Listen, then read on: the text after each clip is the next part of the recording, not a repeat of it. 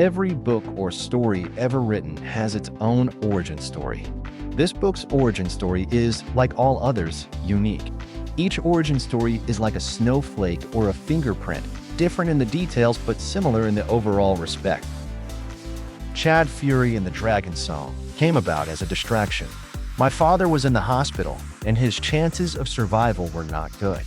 I had taken time off from work so that my family and I could take turns sitting in the hospital. Days dragged on. Dad stayed in the hospital for 28 days, and sitting in a hospital each of those days was grueling. I had watched everything on my phone and surfed the entire internet. Finally, I decided to take one of the stories I told myself as a kid and type it into my laptop. That was the beginning of my first novel. You might say that the story was 45 years in the making. The story has changed many times as I told it and retold it to myself whenever I was lonely or bored. And my story was about to change one more time as I entered it into a word processor. The story was a great diversion for the hours spent in hospital rooms watching and waiting. The story has always been about aliens hiding on our planet. What did they look like, and why are they here? The only answer I could come up with for why they are here was Earth having a resource that was scarce. And that one resource had to be something unique. And the only thing that would be unique throughout the universe had to be human DNA.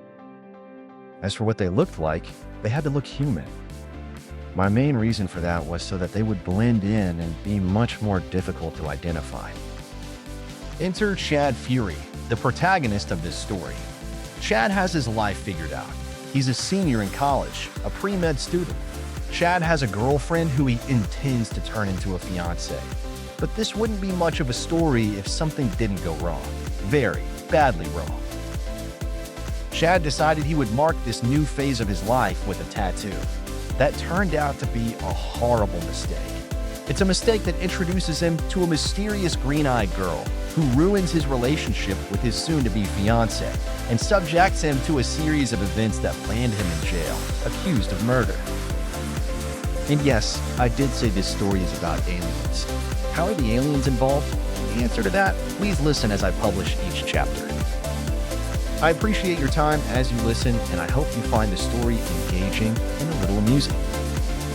Please like, subscribe, and hit the notification bell so you won't miss out as I publish each new chapter.